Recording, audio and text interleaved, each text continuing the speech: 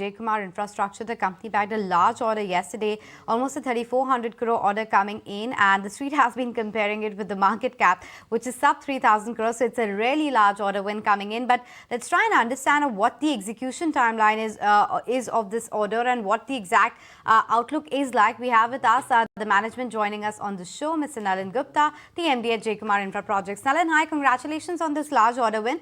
But help us understand what's the timeline of the execution, what does it take to your order book to, and in terms of the margin profile of this order, is it healthy and at par at what the company is looking at usually? Well, so this is an 3,400 worth project, which is comprised of 4 packages where J. Kumar is L1 in all the 4 packages. And it's a 19.8 kilometer double-decker 2-tier elevated corridor, which is connecting from Chennai port to Madura, Voyal.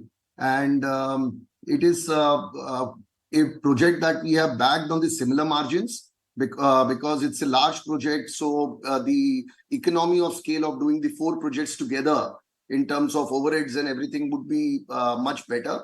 So we are very confident to make the similar margins that we have been making of around 14 to 15% EBITDA margins for this said work as well. When will the execution start, and over what timeline will you complete this execution? Will it happen within the next 24 months itself? Will it take 3-4 years for it to get booked into the revenues? Well, so the time period is just 30 months. So we shall be starting booking the revenue from this fiscal year itself. Though it wouldn't be substantial, but from the next 2 fiscal years, we have to finish up this project. So, and the LOI has already been received by us yesterday. So this year we should see some marginal contribution, and from the next 2 fiscal years, we'll have a substantial contribution to it. Mr. Gupta, hi, Avan as well joining in on the discussion now. Just recently, the company had that JV with NCC, and that's been in focus. What exactly are the kind of timelines in place for this project, and what is the revenue potential? Well, so this is a 6,300 crore worth project, which is a underground road tunnel, which has to be constructed from Western Express Highway to connecting Eastern Express Highway from Film City at Goregaon to Eastern Express Highway at the Mulund end. And the timeline for executing the project is around 60 months. That's 5 years. And we are expecting the LOI within next 10 days time. And we shall be starting with the initial, works that is required to execute the project, with the survey, soil investigation, designing and all the other areas. But from the next fiscal year, we should be seeing some revenue coming in for this project. And this is one of the largest tunnel ever being constructed by a tunnel boring machine in India. So we are proud that J. Kumar and NCC, we could back this order in joint venture, and we are really looking forward towards it.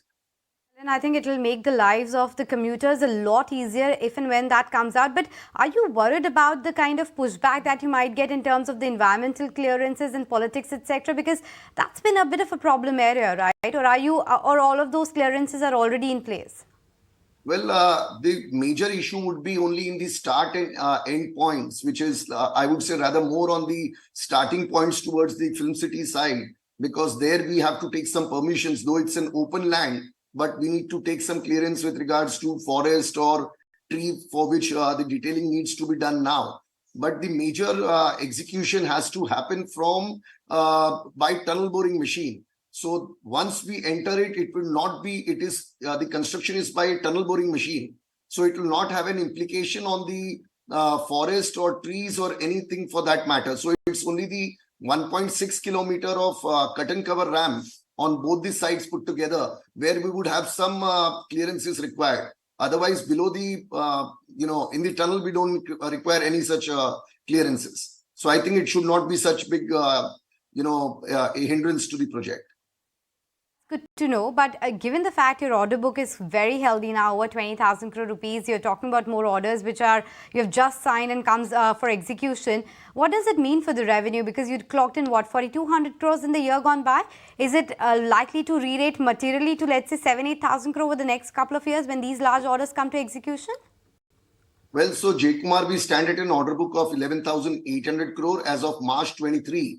And with this orders, wherein we have received the LOA for 3,400 crores of the Chennai project, as well as we are L1 in around 4,100 worth projects for GMLR and some works in Delhi and Mumbai as well for one flyover, one for the building job at Delhi, and some finishing contracts for the metro work. So with this, our order book will be close to like 19,000 crores. And we intend to also bid for something like 20-25,000 worth of projects in this coming 6 to 9 months time.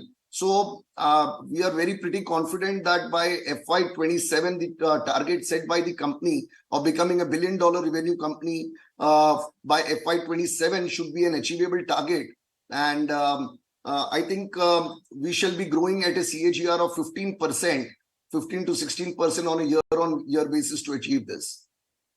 More conservative, Nalin, despite the kind of order inflows you're saying, just 15 to 16%, and there's more in the pipeline. Are you facing some sort of execution challenges in terms of getting the right machinery? Because I remember there was a lag you had told me about earlier in terms of getting those machines, etc. So this is for the GMLR project. If I say it's a very it's a state-of-the-art work where you need to select the right machine, because we have an overburden close to like 160 meter at the peak. At the mountain peak point where we'll be crossing this tunnel through, and also 2 lakes at the Powai area, Powai Lake, which will be adjacent to the tunnel when we are crossing it. So we'll be selecting the right machine. And in terms of the top line, I would say like this financial year, you wouldn't be seeing a substantial contribution, anything or a remarkable contribution in terms of the 7,500 crores worth of projects that the company has backed. So 15% to 17% is what we are expecting. And I think by the next fiscal years, we should be able to grow at a much faster rate, I would say. Fair enough. So looking at $1 billion by about FY27, what is the outlook on your debt? What is the debt on your books, and what is your debt reduction plan? Well, so we are currently at a debt of around 516 crore at gross level. And at net level, we are a debt-free company. Rather, we are minus 37 crores and sitting at a debt equity of around 0.22. So I expect that we shall be able to maintain this debt level between 500 to 550 despite the increasing revenue. So I think it's a comfortable ratio, and we will try to surely work on making it more better. Given that most of the infra companies have been working on strong capacity utilization as per channel checks, what about it for Kumar? And are you going to see higher utilization levels as we have seen infra projects as well coming at a fairly brisk pace?